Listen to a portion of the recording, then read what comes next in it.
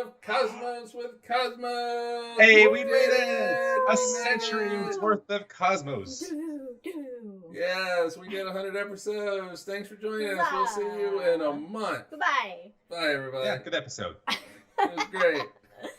So, for our 100th episode, instead of talking about a recap of 199 previous episodes, let's talk about a dude who made a lot of this possible. Oh, really? Yeah. William Herschel? Close, but no. One Sir Isaac Newton. I knew it. Hey, Isaac Newton. Yes, Mr. Isaac Newton. We're going to talk about him today. We're going to talk about newts. Okay, all right. All right. Newty Newts. It doesn't feel the same. No. When I was putting this together, I literally wrote down brief biography at the top. It is gone because it is all nothing but there is so much to Newton. Mm-hmm. You could make it 2 episodes easily. Oh. Yeah. Well, I mean, there's so much. This is a special extended edition of Cosmos with Cosmos. Very, very condensed. He's a man of all sorts of things. Yes. All right. So before we do it, what's everybody drinking? What are you drinking, Liz? I am drinking Liquoroscopy. Okay. That's a good name. I respect that. She kept it secret from us, so we didn't know beforehand. Well, it doesn't show as well on the camera, but it was kind of like a spectrum of liquor that was happening with my. Technically, it's a New York sour, so it's bourbon, lemon juice, red wine, and egg white, some orgeat because we're out of simple syrup. I'm assuming. Yeah, that's it.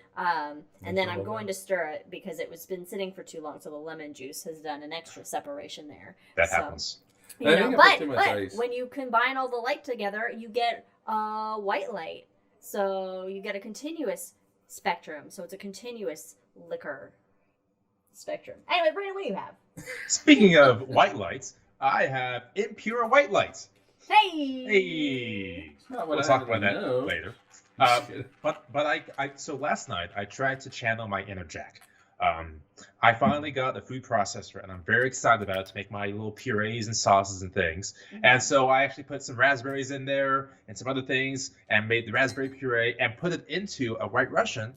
But the lemon juice coagulated, and it got clumpy like cottage cheese and eventually terrible. Mm-hmm. So I nixed that today. But I tried Jack. I really did. It was a good effort, I would say. You'll refine it. Maybe need to we'll get there. Sieve the puree and then or just take the lemon juice out. Take the lemon juice out, yeah.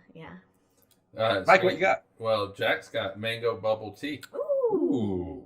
Yummy. Yeah, I don't have my contacts in, I like bubble tea. I think that says bubble. Yes, it does.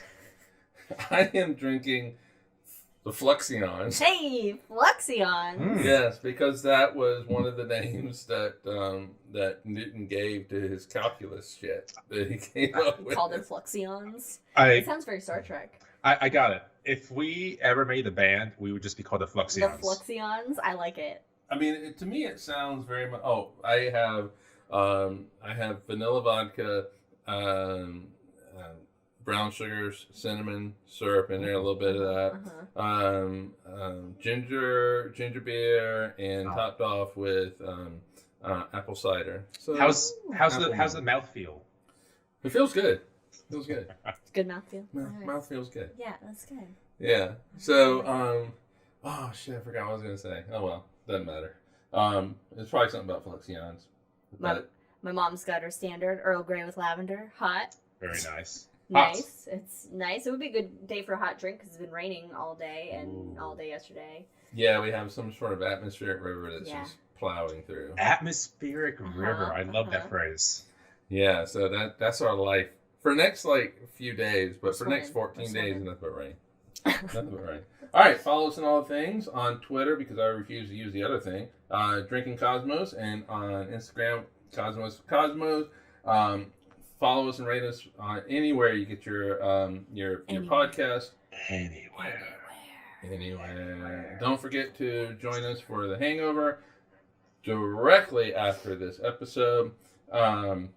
If you have a chance and you're on the old interwebs, check out Wildixia, Wildixia, Wildixia on Etsy. Got really cool stuff. In fact, we bought some stuff from there. Check out Ron Proctor with the MrProctorShow.com, and of course Jack over at Rolling Bluffs Planetarium in the Council Bluffs, Iowa area. RollingBluffsPlanetarium.com. Check it out. Visit your local planetarium if you are not in the Council Bluffs area. We just recorded an episode of The Shot, so check that out every other Wednesday. 1.5 times. We did. We had a little issue with it. So we got a new one coming out this Wednesday, right? Yes. Okay. Either this Wednesday or the next Wednesday. Got one coming out. So that's coming up. And of course we have rules. So if a puppy barks, or I'm not gonna do whines. We'll be drunk in 5 minutes. Yeah, I can't. A puppy barks. Take a drink. Star Wars reference. Take a drink. Lord of the Rings reference. Take a drink. Let's get into it. Let's talk Newton. And really quick, the preamble here. I discovered before this episode that if you replace the name Amadeus with Isaac Newton, it works in the song. Isaac Newton, Isaac Newton, Isaac Newton. Oh, rock. okay. Yeah. All right. So with that in your mind. Nerd. All right. We'll start in the early years. The early years. Yes. If we go back in time. All right. Here's the thing about the date that Newton came into the world and exited the world. Oh. England was on a different calendar. Oh, why? Yeah, They because weren't on the Gregorian, or were we they on hadn't the gone to the Gregorian yet. Okay, They the were Gregorian still is using what we're the currently Julian. on, right? They're still So, all of these dates that I'm generally giving are going to be Gregorian. So okay. So it's not just time, but dates are also relative. Okay. Yeah. Yes. So he was born on January 4th, 1643. If you want to do the Julian, it was December 25th, 1642. Jesus. 16 for the year. Very good year. Newton is Jesus. Oh, shit. I got to take a drink already out of the gate. I didn't do it, though. I didn't finish the quote. It doesn't count. I'm just saying it's a good year. Yeah, but I know what you meant. I know exactly what you meant. You had a grin on your face. That is the same year that Galileo died. So Newton came in as Galileo left. Maybe he's Galileo Passing up the torch. Yes. All right. So he was born at Woolsthorpe Manor, and I just included this because the names are just classic English names. It's English, okay. Woolsthorpe Manor in the Woolsthorpe by Colsterworth in Lincolnshire. I mean, how cool is that to be born in a manor, though? I know, right? Born in a manor. Well, not that kind of manor, but yeah. Was not a fancy manor in Woolsthorpe by Colsterworth in Lincolnshire. His mom had a shit ton of money, but refused to spend her shit ton of money. Oh, so smart lady. So basically, they were just sitting on money. Anyway, his parents were Isaac Newton, who he's named for, senior, and Hannah Gaskoff. His dad died 3 months before Newton was born. Oh, no. Yes. So she's a single mom. Yes. He was premature also. Oh my God, and he lived and she lived back in the 1640s. But it was kind of a rough delivery. Well, are there any that aren't rough? In the 1600s, I don't think especially there's there's no epidurals. No. Until when? The 70s? He was so small, his mom said that he could fit inside a quart mug. What's a quart mug? Oh, This like a is quart. gonna be a little- A quart. Oh, they come in quarts? Oh.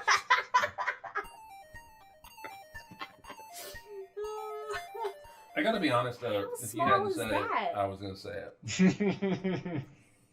Alright, so Wow, it's amazing that. mom remarries at 3. And When Newton he is was 3 years old. Right? Not When the he marries? mom was Okay. 3. well, I mean it was old timey days. Wow. Who knows? Yeah, you're popping Alright, up babies by 2 so and a half. the mom remarries when Newton was 3. Uh-huh. And she leaves to go live with her new husband and ships him off to her mom's house.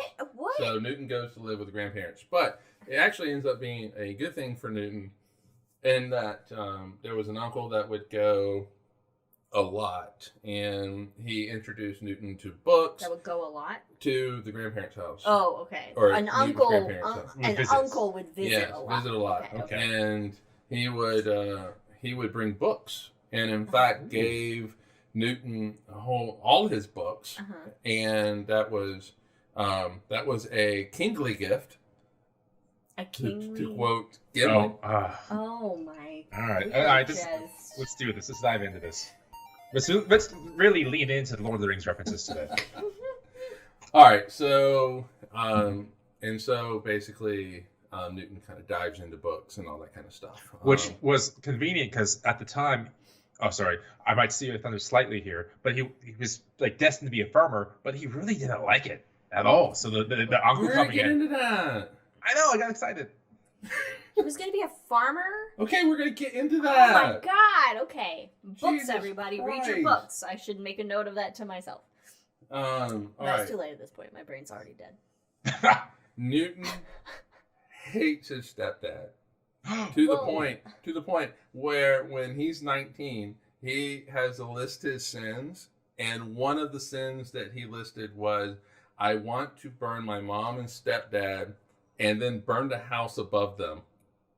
Above Set them them. on fire and then This- burn the house. God. This Well, I kid mean- needs counseling. Well, to be fair, his mom basically left him when he was 3. Yeah, go but that was like a marry this normal dude. thing in that 1600s, just to I'm go still, I'm drop sure off. it All right, fucks anyway, up children anyway. the same. Stepdad dies. Oh, okay. Well, He get goes out out of it. eventually. Wait, That's wait. last we hear him. Really Bye, quick, Newton wants to kill his stepdad, and the stepdad dies. Is there a correlation here? No. What happened? No, there's Correlation no does not correlation. equal causation. All right, anyway. At the age of 12, from Uh-huh. 12 to 17, he goes to the King's School, so Ritzy School. He gets sent off there. Okay. So he's there, and let's see, where do I have it? Oh, yeah, no, I have it in here. He's bullied quite a bit, and his idea of revenge on the bully is to become the top-ranked student. Oh, that's. When is So it that? kinda I'm going to leans into defeat it. my bully by getting extra thick glass. I will be valedictorian and put that Yeah, bully in and he his was. place. He was. He distinguished himself at King's College by making sundials and models of windmills. So, This doesn't. and Okay. I mean, What a dork. What gave it away that Isaac Newton might have been a dork? one of the descriptions for him basically is that he is a massive introvert. And Uh-huh. anytime he got bullied, You it just make a actually made windmill? him go I- even further into himself. How many I- different I- kind I of really- windmills are there? But he was also very nerdy. I Obviously. really hope we talk more about his personality as well. Because, whew, my goodness, he's an interesting guy. All right, And he's making model so windmills. stepdad dies. Yeah, kicks He's the gone. bucket. Yeah, he kicks the bucket. So mom brings Newton home to have him become what, Brandon? A farmer, like A Farmer Maggot. farmer. Oh, do we? I told you we were leaning into it. I always thought Farmer Maggot was a human until I found out later he was a hobbit. Yeah, we were talking about that earlier. Yeah. All right. Anyway, he hates it. He hates it. Well, yeah, because he's a brain person. He wants to use his brain, not his hands. Are you So- saying farmers don't use their brains, Liz? All right. Anyway, different hangover. The headmaster though convinces the mom to send him back. Oh, okay. Like, hey, this kid, Wow. he's smart. We need him in. He needs to get an proper education, not be out in the fields. Yeah. So he finishes up at the King's School, Mhm. and he now goes off to college. Oh, Cambridge University. damn. Ooh. Yeah, so he starts Cambridge in 1661 at the age of 19 years old. Okay. God, That's about the right time to start college, right? 19? Yes, Yeah. yes, typically, yeah. So he did not have a scholarship or anything like But his that. He had to mom's pay his own. Wow. She did not pay. She wasn't gonna pay for No. this So amazing education. so he had to work through college until he got a scholarship. So for the Wow. first couple of years, he basically was a valet to other students.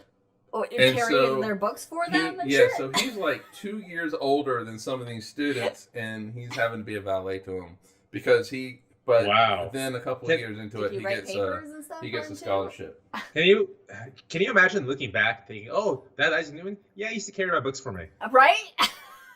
Like. All right. So in 1665, he discovers the generalized binomial theorem, which is a way of if you have like x plus y, and that is raised to, and these are variables, and they're raised to an exponent. It's a way of solving it. So he just happens upon this. I think he happens upon it, but yeah, and he starts working out at least what will eventually become calculus. This is Okay, so this was already a thing. This is the binomial theorem was already a thing. Yes, he generalized it. And he was like, let me take a Right, deeper right. dive into So, so basically, the binomial theorem at that point was something like if you have x plus y raised to the 2 raised to 2. Okay, yeah. And so they're able to figure out that. He made it so that you could put any exponent in there. Okay. And it just popped into the so brain. he found he was like, hey, here's this math problem, and then he was like, wait a minute, we can do this better. So this is in 1665. Yeah. He's 22. There's no calculators, other than like an abacus. No, well, maybe. Abacus. I don't know. I don't know if that made its way to. I don't know. Anyway. Well, yeah. I guess it would. Well, okay. No Texas Instruments. Okay. August 1665. No Texas. Cambridge shuts down because of the plague. Well, that'll happen to you. Well, yeah. You know, plagues will do that. I mean. Before the plague happens, Newton has not distinguished himself at the university. So the slacker. He's just middling. He's just an average student. That's all he is. If COVID happened, if it was still 1600s as time and COVID happened, it would also be a plague, I would say. Well, I would also say... Okay. All right, this is all hangover, guys. All right. I just wanted to jump in for a moment. Okay. All right. So Newton goes home. So he is home for 2 years. 2 years. Yeah. So he goes home for 2 years, and... I'm sorry, I just read what Brandon put in the what he added or somebody added to this. Okay. All right, so he goes home, and while he's at home, he further develops his ideas on calculus. He develops ideas on optics and begins the initial thoughts of his theory of gravity. Wait, before you get to this other thing that's gonna make funny, but calculus. But he develops calculus, so he's just starting to develop it, or he all this is right? He doesn't really develop. He's just starting. He's brainstorming. Yeah. He's brainstorming what will become calculus. Yes.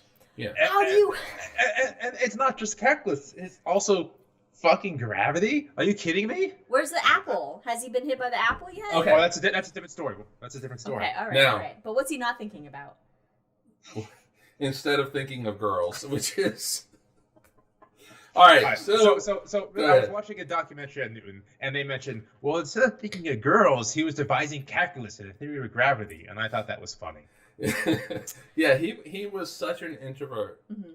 He really had a hard time with just talking to people, let alone the opposite sex, if that's what he was interested in. And in fact, there is debate. Even Carl Sagan has talked about he died as a virgin, and I'm like, who gives a fuck? Yeah, good for him. I mean, whatever. He developed calculus and fucking. Yeah, girls are icky anyway, so it's fine. They are, yeah. No, don't touch me. Yeah, I know. Cooties. Gross. Quickly, circle, dot. All right. Anyway, so he. The cootie shot. All right. So he returns. He returns to Cambridge, 1667. Having worked out all this other shit. Having just being a genius at home. Oh my God. Just like in my spare time. Yeah. And he comes back like a superhero. Here's some new math. So, I mean, the plague is a defining moment for Newton because you have pre-plague and you have post-plague for Newton. Christless. Before the plague, Newton middling, not making a name for himself. He comes back He graduates with a Master's of Arts in 1668 at the age of 26. 1 year later, becomes the Lucasian Professor of Mathematics in 1669 at age 27, which is one of the most premier positions to have in the entire world. Because he thought of calculus? They knew he came out with calculus? Has that been come out yet? He has written letters to the current Lucasian. Like, hey, I want your job, bitch. I'm coming for you. No, his name is Brown. I can't remember his first name, but his last name was Brown. Brown then writes to other people and says, basically, this guy's a genius. And should take my job. Yeah, I mean, basically, Brown wants to dedicate himself more to religious studies. Oh, and so he gets Newton in there. Brandon has a question. Question from the yes. class. So I have a question. It's more a comment than the question. Okay. So I was reading. The position is called the second Lucasian chair. Do you know why it was the second, not the first? Okay. I probably left out a few words. He was the second person to occupy the Lucasian chair. So the first guy was Brown. Sense. The first guy was Brown. Ever does that in history? Okay. Does that mean that future holders that I'm sure Mike will talk about are called like the sixth chair, the eighth chair? I don't think it's like the Dalai Lama, but you know, That's a great way to put it. I think that they just call themselves the Lucasian Professor, and other people that have held it have been Paul Dirac, held it from 1932 to 1969. Mm-hmm. Paul Dirac came up with a great mathematical way of doing quantum mechanics. Mm-hmm. Stephen Hawking also held it from 1979 to 2009, so for 30 years. Wow.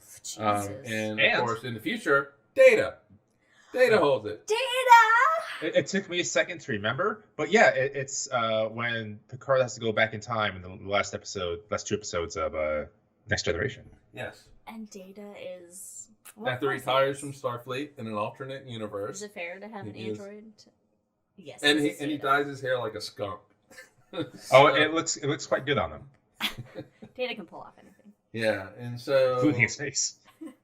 And so Newton is in that chair, and he holds it for something like 33 years until 1702.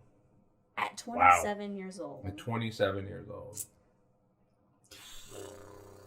I know, right? So take a drink. All right. So this is all right. So I have basically 3 bullet points that really kind of talk about his big things that he did. Okay. They're big bullet points. Well, yeah, 3 bullet points with many sub bullet points beneath it. First is calculus. Oh yes, okay, calculus. I'm sorry, I don't know what it is. I've never taken it. I know there's lots of letters, and is this where the squiggly lines come in? All right. So squiggly math. How do you go from A plus or 2 plus 2 equals 4 to let's just throw in some squiggly lines and some letters and we get some shit come out of it? We're gonna get you there. All right. I love this so much. I mean, we're gonna get you there in the future. Not in this podcast. We're gonna learn you some calculus. We're gonna learn you up. Okay. That sounds fun. That would actually be kind of interesting if you try to teach me calculus. I have like homework and I like graph paper, turn in assignments. All right. What's really interesting though is that calculus had to be invented so that Newton could come up with his theory of gravity. Without calculus, you cannot have his theory of gravity. Crazy. Yes. But you can come up with an equation. You can say, all right, this is the equation that describes how gravity works. Yeah. But you cannot fully understand what is happening and why. He just basically took numbers and put them into submission. All right, so with calculus, you can say why the apple falls straight. Because this is actually one of the things that Newton he questioned. So when an apple falls from a tree, why does it fall straight down? It doesn't go sideways. Why doesn't it go back up, directly up? Why does it always fall down directly towards the ground, in essence, towards the center of the Earth. Did he And get you hit need on calculus the head to with an just- apple? What? Did he get hit on the head with an We'll, apple? we'll Oh, we're talk not about there. the We're apple. gonna get there. We'll We're getting talk to about the the apple. apple, but- Okay. So it falls straight down. You have Uh-huh. you have to have calculus to describe that. Okay.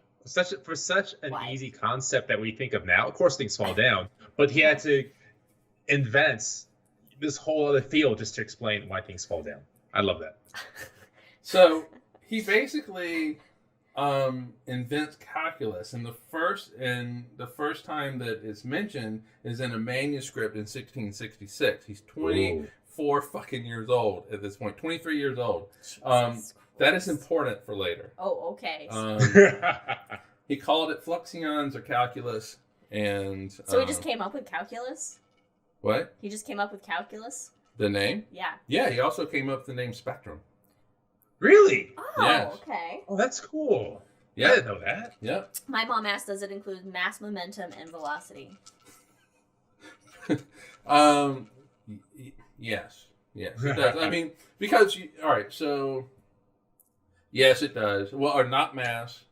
It does not include mass. But momentum and velocity. Momentum, yes, because you really need Well, that apple's instantaneous coming velocity. down, so you I gotta- feel there are some laws that we're going to talk about later Yeah, about all that. right. Yes, but velocity, yeah. If you want the instantaneous velocity, which means you'll get the instantaneous momentum, you do need to have calculus for that. So, anyway, he was reluctant to publish it. He did not publish calculus for like 2 decades. Wow. That's a Yeah. long time You to just sit sat on on do it. math. Yeah, Just like, he I know feared- shit that nobody else knows, and I'm just going to hang on to it for a Yes. bit. Well, the thing is that somebody else eventually started to know it. And he was like, oh, wait yeah. a minute. I So- knew I got this this first. Pretty much. And he feared controversy and criticism, which really That's fair. makes me go, this dude's human. Because, I didn't mean- think he was human. but just kidding. yeah, but he feared, he didn't want to be criticized, and he was yeah. worried that It's there a would be new thing. Yeah, You and- know, it's hard to put yourself out there, especially Yeah. as an And introvert. considering his disposition, of course, he's not Galileo who just goes nearly to the Yeah, Vatican who's saying just like, you're wrong. Galileo. So Right. he finally publishes calculus in a much larger book called Principia. But no, Just put that shit up on Twitter and let the world have at it. yeah. So that was in Principia, 1687. He was 45. Really quick, how was he paid? Do I have the story right? Or am I thinking of something else? Is he paid? Well, he was probably paid. I don't know. How Okay, he's so paid. if I remember the story correctly, and maybe I'm sure like Jack will correct me if I'm wrong, but I'm fairly certain this is the one. Oh, he published it, and the publisher can actually pay them. Oh, pay, yeah. No, But- he so- couldn't pay the publisher. Oh, he can pay the publisher. To Right. publish the work. What am I thinking? Am I thinking We're about going to get into that. Copernicus? We're going to get into that. Okay. Newton did not pay to have it published. Somebody else did. Somebody paid for him? Was Paid like, for here, him. I'll We're gonna get cover into it. who. I'll cover your tab. We're going to get into who. Okay. Ooh. So we can Is it come someone back we? to Is it someone we know? It is somebody you know. It's someone we know. All right. So the big controversy, though, was that there was another dude, Leibniz, who also at the same time, quote unquote, developed calculus. Right. This is why you gotta Publish. you gotta publish, because whoever published first wins. Yes. You And know? so Darwin. there was a big debate.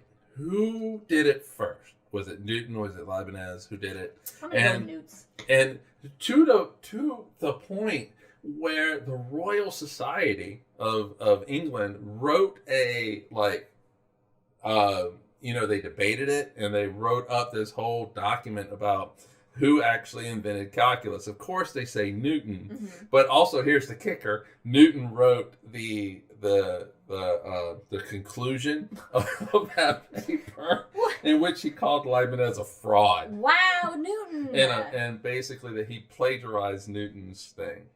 Now, when we That's a do little- calculus today, the notations that we use are Leibniz's notations. They're just easier to use. Okay, so it's really, did Newton technically start thinking of it first? Yes, he did. Okay, right. And So- and this is where that manuscript comes in handy, because it's 21 years prior. Oh, so he can just be like, here's the proof of my work. Yeah, Look, see, and this so- is why you show your work in math class, everybody. And so, you know, a lot of historians say Leibniz and Newton came up with it roughly the same time, but they all agree that Newton did it first. Because at this point, saying it the same, they did it same, it's 400 years ago. And so it's roughly the same time. Yeah.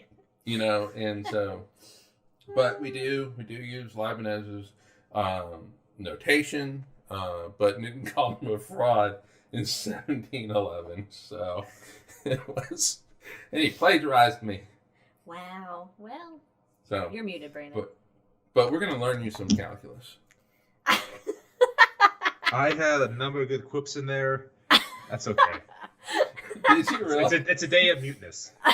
It really is. All right, so that's calculus. Calculus is really important. Math was his love, but he also did love, obviously, physics and stuff like that. I mean, he was considered a natural philosopher, which is, I mean, he was mathematician. Right. He did stuff with physics Right. and all that. So, I mean, we're in like scientific revolution. Yeah, that's era, kind of so the this catch-all is as the a whole natural thing. philosopher. Yeah. All right, let's change gears. All right, we're leaving math behind. Goodbye, you fucking Numbers and letters. letters and squiggly lines that mean shit. Squiggly. God. Optics. Hey, I see you. 1666. Ah, the year of the devil. Very Right? good year. Just use it again. Reuse it.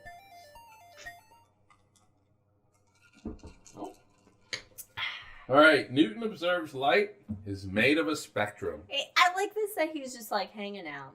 He sees like a light beam, and he's like, "Hey, I don't want to mix that shit up. I wonder if there's anything going on with that light." All right, so here's the thing. Oh, go ahead. Go ahead. No, I'm quickly reading through, make sure you don't mention this. So he observes the spectrum, but that's not how he first tried to make these observations. So before he put light through a spectrum, he took, what was it, not a needle, like a tiny, basically a needle, God, yeah. and put fuck, I betwixt, know. and put Oh, betwixt his don't. bone and the eye to make these observations. Wait, And what? so- What? Yes. Why? And so How? What? In honor of him, I have here a metal thing, and I'm gonna. No, you're not. No, you're not. Because no, I Yeah, no. believe. yeah, Yeah, bro, no, he he- can't handle it. Took basically like a needle and stuck it between his eye and his bone and moved it so his eye could Changed- observe the things. Yeah. Yeah, it basically changed he wanted to know if you change the shape of the eye, will it change, does it affect color? Yeah. And that's not, I'm sure you'll talk about this as well, but that's not the last time Did it he affect uses his color? own body and health to try to make scientific advances. All right, so, but how he did it was with just light. Was he made a little hole in the wall, and a beam of light came in. Prior to Newton, the thought, and I think this came from Aristotle, was that light was either white or black, or somewhere in between. Black light. Yeah. Yeah, white was Little did he pure. know. Yes. Well, of course it is. Of Yeah. course it is. It's So, from the angels. It's That's from what the the spectrum angels. was.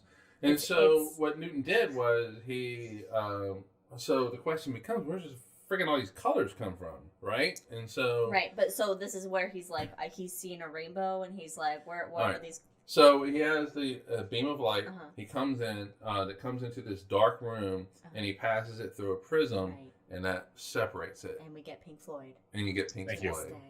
You're welcome. And so. See, I'm wearing my Rainbow NASA shirt Oh, because nice. I was like the light through the prism. I And don't s- have a Pink Floyd shirt, so And so he was able to see that that the light splits Uh-huh. into colors, but also he was able to see that depending on the color, it would bend more or less. So, Oh. go ahead. It was a spectrum. Sorry. Because I got excited that he had made that word. he invented. So red light bends the least, Yeah, and blue light or violet light ends up because bending the red most. light has the longer wavelengths. Right. And then when those colors shown on the wall, he took another prism and put it against the colors to see what they were made of, and it was the same light. So it was just white that was made up all these different colors. The other colors have made them themselves. Wait, Yeah, was but Rainbow also- a term? Was Rainbow a term yet? Oh, I'm sure it was. Yeah, I'm sure. it's in the Bible, right? That was Yeah. thousands of years ago. Oh, right. Yes, it says What? rainbows are gay. Also, what he did was, this is a little bit later, but he actually, so he split the light, Mm-hmm. and then he took a lens and another prism, and he recombined it into white light. Oh, that's such an engineering mindset. Yeah, and so he was able to recombine it. I just don't know how people think of these. Like, wait a minute, let me get a prism. Let me get a piece of glass that's a triangle. And then let me put the light through it and see what happens. Well, Did he try different shapes of I don't glass? know. Like, tried like a pentagon shape. a or dodecahedron. yes, shape? exactly. Or just a common cube. Did he try a cube? See if that works. Did he have a glass maker make these? Or can you just buy them at the ye old shop? I Shoppy. don't know. I have a whole thing about ye. Anyway, All right, so he's done all of this by the age of 30. God damn it.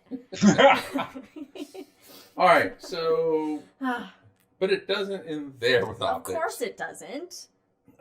He, based on his observations with mirrors and lenses and all that kind of stuff, Newton made the first reflecting telescope in 1668, age 24, to counteract a refracting telescope's inability to bend all the wavelengths or colors into a single point. It's called chromatic aberration. Yeah, because with a glass lens, you'll get a little bit of like a blue and a yellow, I think.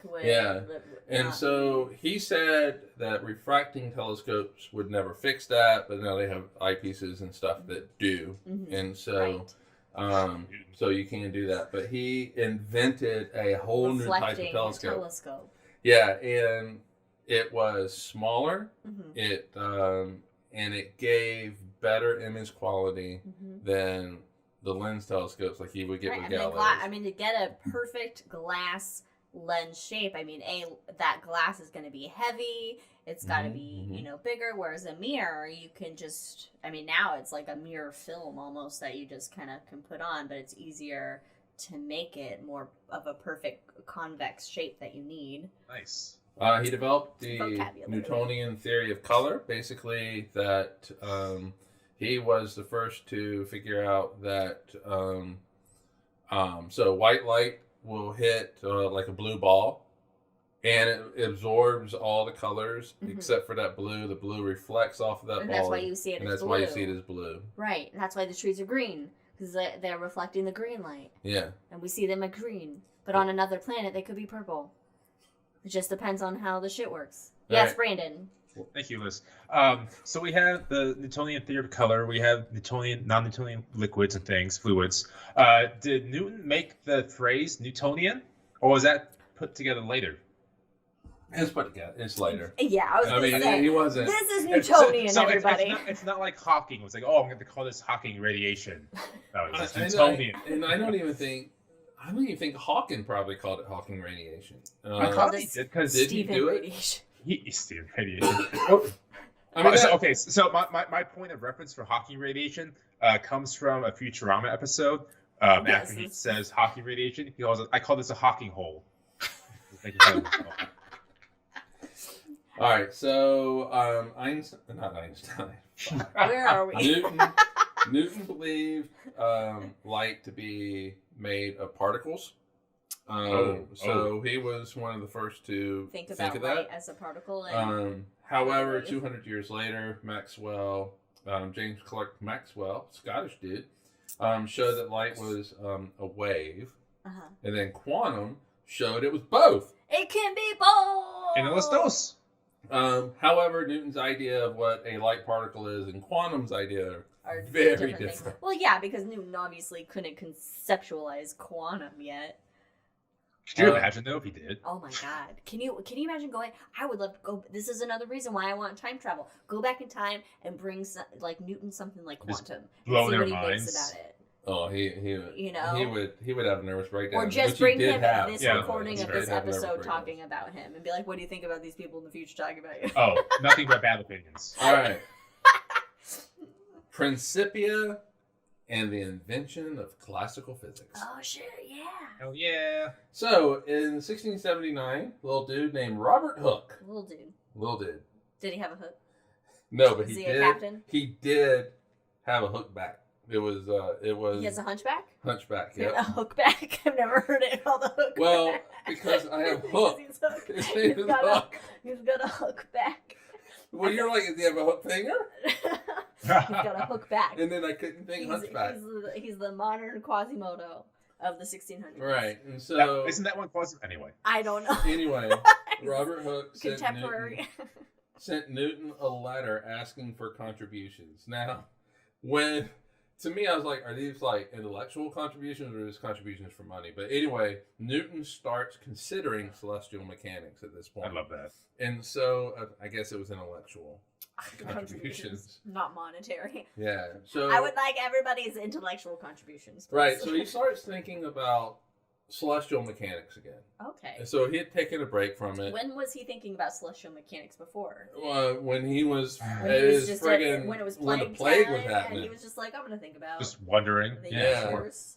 All But- right. But he didn't have the mathematics Right. to be able to really. He had to think. He had to think invent of the calculus mathematics. first. Okay. All right. It's like, wait a minute. Something's not adding up. I better make that. So by 1684, Newton had already worked out the inverse square law, God damn it. and what? So by 1984, he 34. worked out this incredible thing. Like what we need to ground Isaac Newton is for like Shania Twain to go back to the 1600s and goes, so great, you worked out the inverse square law. That don't impress me much. I mean, I'll take a drink to that. That was Yeah, good. that was a nice niche Shania Twain. Yeah, that was. Anyway, he had worked out She's that it so was an much inverse fun, square though. law, and it would account for elliptical orbits. Oh. Kepler. So it validates Kepler's whole Yeah, thing. But, so but Kepler the has math, already I thought the math said. was already figured out for elliptical orbits. Kepler had figured it out, yes, Oh, because of that's one of right. Yeah, Kepler's yeah, yeah. laws Yeah. is that it's elliptical, Elliptical. but that's because that's all based on observational data. And not it's math? not- Well, you're going to need math to figure out it's an Uh-huh. ellipse. Right, but- because Keps wasn't great at math. That's No. right. But it does not give a theoretical framework in which to describe it. So all you're doing is saying, hey, the planets go in an ellipse, which is what Kepler did. Mhm. I don't know why. And Oh. then Newton comes in He and goes, says, "Here's this why. is why. This is why. Yeah. This is why. Okay. He put an equation Yeah. to it. Well, no. Kepler was good at math. It was Brahe that wasn't good at math, and so he. Oh, had you're right. Kepler to I do got the that mixed math up. for him. You're Yeah. completely right. Yeah. I am wrong. He Doesn't also even works judge. out his 3 laws of motion. Okay, are we getting to the apple? Well, Oh. yeah, I'll do the apple with this. But all right, so Oh, he works okay. out. He works out well. At the end. Okay, of this. save the apple. Okay, Save the all apple. right. I'm just. Okay, can I go? Yes. All right, so he works out the 3 laws of motion, which become the basis of classical mechanics. So Oh. describing how things move. Newtonian physics. Newtonian physics. Right. It would I be call this great if- Newtonian physics. It would be great if he did. That would be awesome. All right, so the 3 laws of motion are law number 1. Yes. An object will remain at rest or move with constant speed and in a straight line unless Less acted acted upon. upon about an outside force. Yes. Yeah. Yes, very good. All right, so Cookie. I love that that they do put in that Newton felt the need to put in an object will remain at rest or move with a constant speed because technically a speed of 0 is still a constant speed. So Oh. you could actually say No an speed object is will speed. will move with a constant speed Mhm. in a straight line unless acted upon by force. You don't need to at rest, but that's just a nitpicky So, part. yeah. That's me being nitpicky. So know. anything's gonna stay where it is, or it's just gonna keep moving as Yeah. it is, You're unless gonna, something you're else gonna comes continue along to move and fucks it up. until something acts on it. Yeah. Okay, So that checks out. in a Einsteinian kind of way, this is the special theory of relativity. Right. Like this right microphone in front of us right here, like it's just hanging out. But if I just do that, then it moves. Right. But the thing is there is no system anywhere that exists in the universe where you do not have something being acted upon by a force, because gravity's always there. Gravity's always happening. Yes. Gravity's happening everywhere. So this is like a very in the weeds kind of thing. But if you had to think of Newton and Einstein and Einstein's relativity, then this first law is special theory of relativity. It says we ain't gonna worry about gravity. We're not gonna worry about it at all. So did he Einstein before Einstein? Yeah, but Einstein perfected it. Yeah. All right, so law number 2. 2.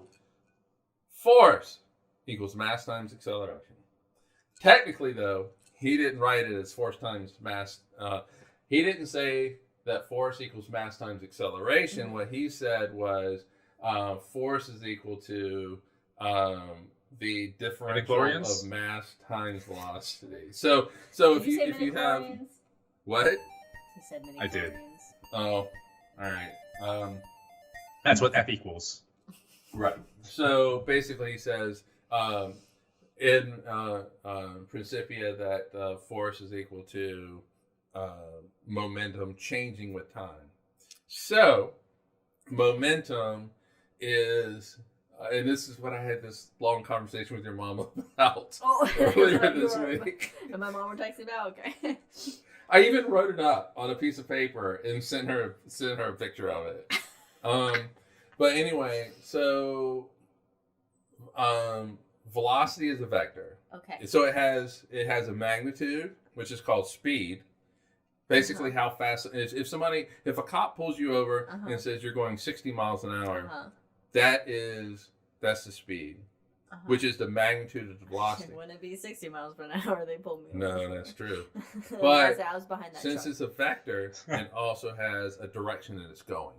Okay. Yeah. And so a force can change either the speed, so it can slow it up or speed it up. Change its vector. Or change its direction. So here are 2 examples. So friction slows it down. Okay. So you're rolling ball, friction acts against the direction the ball is going, it slows it down and brings it to a stop eventually. Right. But and we actually talked about this the other day. Yesterday, I think, you brought up the bucket.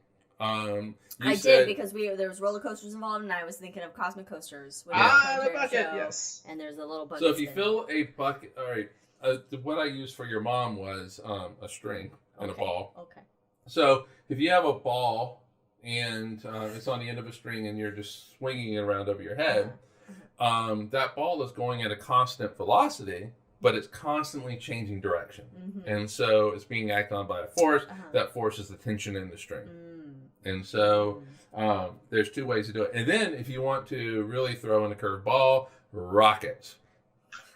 Because you're changing mass with it. And so mass is not constant. We usually think of mass as constant, but with rockets, mass is constantly depleting. Yeah, because you're losing all that fuel that's coming out. Yes. Law number 3. If 2 objects exert a force on each other, then the force is the same strength but in opposite directions. So if I push on your knee is pushing back on me. Another way of saying this is that, in other words, you can't touch without being touched, but we all know you don't really touch anything because of quantum physics. Quantum comes later, goes, hey guys, wait a minute. There was a fun comic I was reading and some explanations of math afterwards. It showed a butterfly in a jar on a scale, and the butterfly on the scale is like 0.05 grams. And then the butterfly took off in the air, and the scale read 0, which isn't what actually happened, because the butterfly, with its wings, is exerting a force onto the jar itself, so it's still weighed the same because of the air pressure onto the bottom. Yeah, but okay, yeah. Right? Yeah. I'm not crazy? No, the butterfly would weigh the same, yeah. That's what they call the butterfly effect. So later on, Liz is going to edit this part out. Don't worry. I'm too lazy to do a lot of edits. All right, so he comes up. I mean, Principia is his massive intellectual masterpiece. Exactly. He stood as a stones. It's got. I mean, he actually wrote a second book called Optics, but it has calculus, which No one likes to see which in and of itself is a intellectual tour de force. Mhm. But Principia's got. It's got all the big It's ones. got calculus. It's got Your favorite laws hits. of motion. It's got like now five. gravitation. Like 5 singles in one book. Edmund Halley. Oh. Um, It was Edmund Halley contemporary? yes. Yeah. It's hard to place all these In people fact- in different time frames, because they're all so far in the past that you don't know when who existed with the others. In fact, it is Edmund Halley that convinces Newton to get it published and then pays for it. Go Halley! Yes. And it's published with that on- comet money. No, I'm just kidding. It's published on July 5th, 1687. Newton is age And- 45. And can I talk about the publication for a second? Because this Yes. is kind of a fun story. Yes. So Halley financed it, and he was part of the what do you want to call it? The foundation, the fellowship, the society that published it. However, those people they ran out of money, and so even though Halley financed it, it made a lot of money, and so they could not pay Halley in actual money. So instead, what they did is they paid him in copies of a book called the Historia Piscium, which is a history of fishes. So the Principia paid out its residuals in a book that nobody bought about Wow. fishes. What? Okay. Yeah. So this is all that came out of Principia. Okay. Gravity, What? laws of motion, Holy shit. calculus, analytical calculations of the speed of sound in air. How? Keep going. He took Boyle's law and was able to analytically calculate the speed of sound in air. Is Boyle's law why we call boiling? No, Oh. it's spelled differently. Oh. Inferred the oblateness of Earth, so the Earth is wider than Then it is at tall. its equator. Yeah, Yeah. okay. So it's Like flat. most of the planets. He provided a method for determining the orbits of comets and eventually planets, because Neptune What's gravity? was Oh, discovered that Neptune. way. Okay. Fucking Neptune. He actually, within it, started looking at the irregularities of the moon's orbit. Oh. Ooh. He was able to explain We tides. don't know can't how they explain work. it, We though. don't know how they work. Just like them and magnets. He explained precession. What? Wait, And we already had that though with Hipparchus. Yeah, he talked about No, it. He didn't explain he it. talked He about it. Oh, he he didn't explain it. It's like Kepler. It's nice Uh, deep cut right there, He, Liz. whereas Kepler and Hipparchus and everybody, They were like, "This is happening. This this has is this happening. is happening." Newton says Said why. why? Okay, all right. And utterly destroyed the geocentric model. boom! Fuck that geocentric So model. sure, Aristotle. He did all that, but what have you done for me lately? But technically, and he actually points this out in Principia, it's not heliocentric either. What? But it is. No, but it's it's not. not. But It's it not. is. But it's not. But What? it's a very subtle thing, but it's true. It's a very subtle thing. So if it's the heliocentric model, then you are orbiting around the exact center of the sun. That's what it means, right? Oh. But you're not. What? You're orbiting around the very center, the center of mass of the entire That's solar not system. in the center of the sun because the sun is 99.9% of the mass of Yes, the solar but system. the center in which all the planets orbit Is it just is right not outside in the sun? It is It's- just outside Of the the center of the sun. It's So you not, have- it's not too far. But you have the very center, and the way I just realized you can remember it is it's very close to the very center. For the I sun, never put yes. that together. God damn The it. very center is close to the very center, but it's not the center. So that is Newton's scientific career, but he goes on. Why stop at 45? Right. Why stop? Right. So just real quickly. Why retire now when you've rechanged all of the cosmos? He served as a member of Parliament Oh, twice. sure. In 1689 and 1701 for 2-year terms. But the only thing of note, there I were was two gonna say, things what of did note. you do in Two British things of note. Parliament? He complained about a cold draft and requested the windows be closed. All right, fair. Wait. Now, isn't that like one of the only time he actually spoke up? Like Yeah. that's the only thing he said. What is an Yeah. introvert doing in Yes. Parliament? Well, he's an introvert. Yeah, but so he represents he got too Cambridge. cold. So He represents Cambridge there. Anyway, but also he rebuked some students who were scaring locals by claiming a house was haunted. I think it's great. I think it's great. Two things. let them have their haunted mean, house. Everything's haunted back in the 1600s. He does all this other shit that's just like, whoa, way out there, right? And so just amazing stuff. Intellectual tour of form. Yeah. So you might as well just kind of Just take give it down them a that. notch. Just for give them that. part of it. I have a question. This isn't a relevant question. I all can to answer the show. question, Liz. But yeah, okay. If today's ghosts are all from the 1800s, when were the ghosts of the 1600s That's a from? good question. That's a really good Oh, question. well, it depends what country you're in, right? Like, for example, in England, you can have the old Roman ghosts. Okay, all right. Oh, so that'd be cool. Like, Yeah. Trajan's walking around and be like, oh, this used to be such a great wall. Now it's been diminished. You just get like togas, floating togas everywhere. Yeah. That'd be great. So, 1696. Very good year.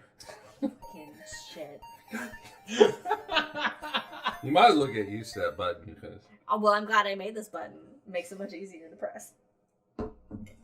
Newton becomes the warden of the mint. The Warden of the North? Nice. What? Mint. Mint? Mint. Yeah. Mints. That was a Game of Thrones Like reference. the Andes. In 1699 becomes the master of the mint. The Very good Master year. of the mint. the Master of the mints. Keeper of the gold and silver. Wow. Who knew a Les Mis reference would come into our show? All right. See, that's the one we're It's really my taking. favorite Les Mis song, though, is Master. It is. It is Master of that. 25th anniversary edition. Watch that, everybody. See, when I hear that song, I just like to look down. Anyway. Look down, look down. All right, in 1701, That was a good. Newton retires from Cambridge, gives up his Lucasian chair, and goes after the counterfeiters because he's gonna lean into the master of the mint. Is he like Batman? He's gone, yes. He actually serves in the mint basically until he dies. For the next 30 years. Why? 20 He's years. doing all this shit and he's really looking at quick. money? I do want to point out in the notes that Mike has, he would go into disguise to bars and I taverns. was just And- gonna say Oh, that. shit, I'm sorry. I thought you skipped it. Continue. Sorry, continue. He took it very seriously. It was basically an honorific role, but he took How it. old is he now? Do we know? This is 1701, born in 1642, we'll say 1643, so at this point he's 58. All right, yeah, that checks. I mean, Um, he's past middle age, so he's like, I care about money. So he wants to go after these counterfeiters, I'm gotta be right? frugal. And he would go into disguise in bars maybe also, Barnes and but Noble? bars Alright. and taverns and pubs. Go ahead, Brandon. But can you imagine? He would be the most obvious person in disguise. Like, he can't fit in. He's not ordering drinks. He's sitting there in a corner, like, just looking at everybody. Because he can't fit in. That's what he's doing. Yes. Okay. But So why can't he? I mean, who is he a recognizable figure? well, that's why he's going into disguise. It's Is not he about being Tom recognizable. It's not about being recognizable, I think. It's just about his disposition. Yeah. in a bar He's full of looking like people. he needs to look like a drunk. So when I was in college, Uh-huh. 1987. All right. This is Very good year. Oh Jesus! Okay. This is right before Thanksgiving. Mm-hmm. So this is in November of 1987. Uh-huh. I go to a bar. Mm-hmm. Was not intending to drink. I was going to go hear the Bodines play. Uh-huh. And But you're we're not kind of legal to drink yet, anyway. I was not old enough to drink. Yeah. No. And so there were in South Carolina. There's like a quote unquote police force called ABC, which is Alcoholic Beverage Commission, and they send people to ABC. bars. Uh-huh. And if they see somebody who's drinking underage, they don't arrest them, but what they do is they find the bar. So they're all about finding the bar. Oh, okay. Oh. All right. It's like when Simon Anymore it Pegg and hurts. Hot Fuzz Yeah. goes into the bar. So- It's like, hey, all right. February anyway. 22nd. But Every they year. are there at a table. There's two of them, Uh-huh. suit and ties, at a Bodine's concert. The Bodines opened for U2 2 weeks later, and that was really the reason why. I actually got a drumstick from the drummer. Do you still have Where it? is it? I do not still have it Why? because I've moved 5,000 times. What you? Well, That's a story for The Hangover. Okay. Right, and so, but anyway, Uh-huh. yeah. So I'm sure Newton looks like ABC at that bar, Long Street Theater. Like, look at that copper. Anyway, he cross-examined 100 witnesses, informers, and suspects, Wow. and successfully convicted 28 counterfeiters. Now, here is I didn't put this in notes, but here is what happens to you in 1600s, 1700s counterfeiting? England for counterfeiting. Oh. It is considered high treason. You are hung, drawn, and quartered. So he got 28 he people killed Holy shit. for just Yep. counterfeiting All right. money? Yep. Not Give me- murder?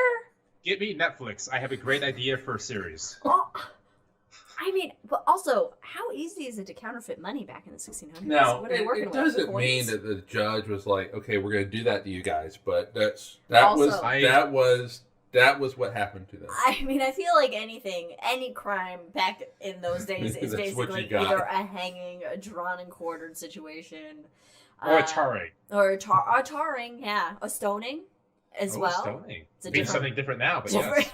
Different than Anyway, stoning he in was Oregon. knighted by Queen Anne in 1705. Oh. Okay. And So yeah. we've been missaying his name this whole time. It is Sir. Sir. It's Isaac Sir Newton Isaac Jr. Isaac Newton. Newton. Just like Sir Patrick Stewart. He died. Sir Exact Ian same things. McKellen. He died March 31st, 1727. He's buried at Westminster Abbey. In fact, was the first scientist buried there. Wow. Had a death mask made of him. Jesus Christ. And the Society has it now. Where on display? Can you see his death mask? Yeah, well, there's pictures on the internet. Mercury was found in his hair, probably from alchemy. Well, We didn't talk okay. about it, but he did a lot of alchemy. He did a lot of that. Alchemy was Can we big talk during about the that? time. Hangover. Let's do it in Hangover. But alchemy was big Uh, during the time. But yeah. it's a big thing. You Like, know. Yeah, because actually It's not 10% just of for- all his writings were dedicated to alchemy. Yeah, it's not just for the Full Metal Alchemist. So clearly, All right. not successful. Not successful at it, but no, because it's not a real thing. so there are But basically if anybody was going to prove it, it would have been Newton. It's true. Sorry, Mike. there are 10 million words that are attributed to Newton's writings. 10 million That words. are new words that he invented words. No, you know what I mean. Oh, No, that he wrote. that he wrote. in his writings. He wrote 10 million words. 10 million attributed to him. So this doesn't even count the shit that didn't get published. And he said, it's cold today. But this is the good shit. You can get 1 one million done. of which are dedicated to alchemy. So it was a big part of his life. Oh, well, it's the 1600s. It's You a gotta- science. You gotta prove it wrong and prove it right. It's So he was true. doing it. True. But to be fair, at the time, alchemy was called chemistry. Okay. All right. So he was- Makes sense. He was doing what he thought was chemistry, but he's trying to Yeah. Right. make something into, gold or what Right. have you. I mean, it's you can't blame the guy. it's logical, and back then, why not try and make gold, not understanding that gold can only come from supernovas. Right. So, in today's world, Nice. it is hard for us to put ourselves like in Newton's shoes or, of the time. Yes. Because we have Or this wigs. wealth of information Yes. that we can sit upon, Mhm. and, we're like, oh, alchemy. Fucking dummies. I know, right? I know, right? However, what a fucking dumbass trying to make gold. Sometimes science can be a bitch. but at the time, though, you it's baby steps. You have to get. Yes. What do you have to stand on? All right, That's what well he was getting done. to, Liz. I know. I'm segueing. All right, so he actually he's a complicated person. In ways, he can be vindictive Mm-hmm. and all that, but he was also, in some ways, very humble. Uh-huh. And so he does say in a letter to Robert Hooke, there is actually a little bit of debate about this, but if I've ever seen further, it is by standing on the shoulders of giants, which can be taken two ways. Okay. So, the way that we kind of see it now is that the reason why he's able to come up with gravity and all that kind of stuff is because he's able to stand on the shoulders of Kepler, using the work Galileo. of others that have allowed him to. However, Oh. at the time, he's in a feud with Robert Hooke when he writes this letter. Oh, who's Robert Hooke? Just quick. Robert Hooke was the guy who was like, "Why don't you contribute?" And that started the road down. Why don't you contribute? Well, he okay, hold didn't on. publish No, the shit. hold on. Oh, before he published. Right. Okay. And can you contribute to the Royal Society? And that is what led to Principia. Oh, gotcha. Okay. So without Hooke, you kind of don't have Newton. Gotcha. Okay. But they're in this kind of All right. back and forth. It's like Batman and the Joker. Yeah. And so there was at Cambridge there was a professor or whatever, a poet. He wrote that if you have a giant and a dwarf, and the dwarf is standing on the shoulder of the giant sees further than the giant. Yes. Better And than so- digging too deep.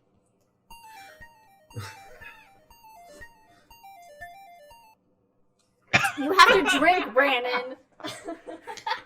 So there is a school of thought that it was a dig at Robert Hooke. But the problem It's is so that beautiful. the problem is that in this scenario, Newton is a dwarf. He's and the so one, it's because it's not seen as he wouldn't have had all positive these then. unless He he was an upper had guy, it's fine. everything behind him. all right. So I mean, he's allowed to have a little bit of an ego, though. all right. So this actually is from a memoir of Okay. Newton. Oh, okay. Can you do it? Okay, pretend you are Isaac Newton reading this aloud.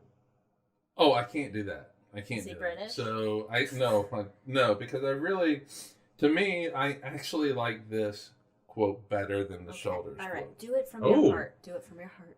Yeah. I do not know what I may appear to the world, but to myself, I seem to have been only like a boy playing on the seashore and diverting myself in now and then, finding a smoother pebble or a prettier shell than ordinary, whilst the great ocean of truth lay all undiscovered before me.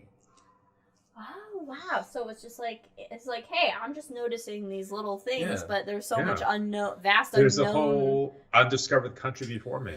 No, I really like that quote, actually. Yeah. Star Trek reference aside, That's I nice. really like that quote. Yeah, no, I do like this. And so, I mean, basically, That's a humble. it's a humble statement. quote. That's a humble statement. And basically, he's also saying, I'm just like a little kid. Like, and I'm I just saw having this fun. pretty I'm thing. just playing around. and I'm just playing trying to. around. Because all little kids are exploratory. They're all trying to learn things, and, Yeah, I love it. So, I do want to read his gravestone. Oh yes. Ooh, please, yes, love it. please. So, he was the first scientist that was buried at Westminster Abbey. Westminster Abbey is the burial place for kings and queens. Yes. Jesus because Christ. Yes. I mean. All right, so on his tombstone, here is buried Isaac Newton, knight, who by a strength of mind almost divine and mathematical principles peculiarly his own, explored the course and figures of the planets, the path of comets, the tides of the sea, dissimilarities in rays of light, and what no other scholar has previously imagined, the properties of the colors thus produced. Diligent, sagacious, and faithful in his exposition of nature, antiquity, and the Holy Scriptures, he vindicated by his philosophy the majesty of God mighty and good, and expressed the simplicity of the Gospels in his manner. Mortals rejoice that there existed such and so great of an ornament of the human race. He was born on the 25th of December, 1642, died the 20th March, 1726, 27. Is Even the then, they slash didn't know on the there? date. Is the slash on it? Yeah, even then they don't know the date. Wow! It was last week, but who's to say what year it is? No, but in total though, what a great epitaph. That's phenomenal. Meanwhile, my Right. epitaph will just say, I wasn't supposed to be here today. Mine's gonna say lover of Dog Jack. You No know, picture of Jack. there's just, like I said, there's so much. Uh-huh. There's so much to it. Like, we didn't even get into his religious views. Oh. He was a devout Christian, Of course he was. but he has some really unorthodox thoughts. views. Yeah, because he Yeah. can think bigger than religion. So he's like, well, I'm going to believe in this shit because I'm supposed to, Oh my but goodness. I was have about some to, thoughts. I was about to say, religion in total takes into view the whole universe is not much bigger, but then Newton literally imagines things bigger. Yeah. It's phenomenal. Yeah. He invented a whole new way of math. He invented. And Newton- a way of looking at light. All right, so he invented math. Uh-huh. Well, All math. all All math. math. All math. All the math. All the math. We didn't know what 1 Forget plus 1 was before the. Pythagoras. That's why we Forget- call this. That's why math's called Newtonian math. That's its full name. He invented calculus, Uh-huh. so that he could invent a Gravity. theory of gravity, which, by the way, I'm sorry. By the way, is what got us to the moon. I'm sorry. We never talked about the apple at oh, all. wait, we had the apple. Oh, we had what Mike just talked about. So Mike goes first, and yeah. All right. Okay, I tell you what. Hangover, Apple. the moon. Oh. Now the apple. Okay. Yes. Or- Okay. Okay. Or do you want it opposite? No, do the moon. Do the apple. Do the apple. Okay. The apple's So- important. Apple. So there's a lot of the story goes that Newton is sitting in the garden Under a tree. contemplating the universe, and the course. apple falls and hits him on the head while the moon is up. Oh, while the moon is up. Yes, and so he sees the moon, gets hit in the head, he makes the connection. However, though, that is the whole bonking on the head. Though is I don't understand the connection with why the moon has to be Oh, up. we'll get there. Oh, okay. So there's actually a few different versions of the story Uh-huh. because it happens in different places, and there was a yes. whole debate whether or not it was true or not.